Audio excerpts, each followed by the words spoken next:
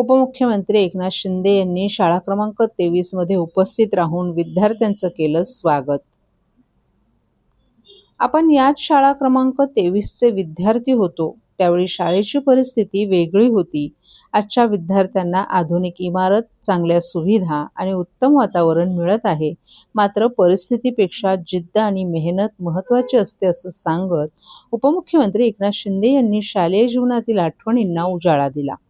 ठाणे महापालिका शाळा क्रमांक 23 येथे शैक्षणिक वर्ष 2026-27च्या पहिल्याच दिवशी आयोजित शाळा प्रवेशोत्सव कार्यक्रमात उपमुख्यमंत्री एकनाथ शिंदे यांनी विद्यार्थ्यांशी संवाद साधत मोठी स्वप्न पाहण्याचे आणि जिद्द आणि चिकाटी, कठोर परिश्रमाच्या जोरावर यश मिळवण्याचं आवाहन केलंय. उन्हाळ्याची सुट्टी संपल्यानंतर शाळेच्या पहिल्याच दिवशी आयोजित कार्यक्रमाला महापौर शर्मिला पिंपळकर, ठाणे महापालिका आयुक्त सौरभ राव, अतिरिक्त आयुक्त संदीप माळवी, मुख्याध्यापक दीपक मोराळकर, शिक्षक, पालक आणि विद्यार्थी मोठ्या संख्येने उपस्थित होते.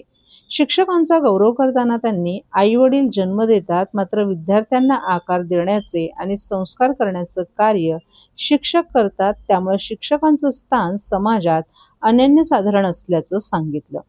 विद्यार्थ्यांचं भविष्य घडवण्याची मोठी जबाबदारी शिक्षकांवर असून त्यांनी विद्यार्थ्यांना ज्ञानासोबत संस्कारही द्यावेत असंही त्यांनी सांगितलं.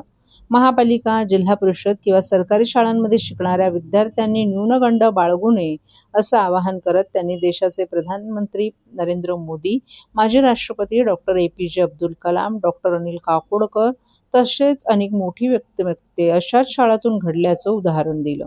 राज्य शासनाच्या मुख्यमंत्री माझी शाळा सुंदर शाळा अभियानामुळे राज्यातील शाळांमध्ये मोठे बदल घडून आले असून विद्यार्थ्यांना दर्जेदार शिक्षण आणि आवश्यक सुविधा उपलब्ध करून देण्यास सरकार कटिबद्ध असल्याचं त्यांनी सांगितलं. विद्यार्थ्यांच्या पाठीवरील शैक्षणिक ओझं कमी करण्यासाठी तसंच शालेय पोषण आहारांसारख्या विविध योजनांद्वारे शासन प्रयत्नशील असल्याचंही त्यांनी स्पष्ट केलंय.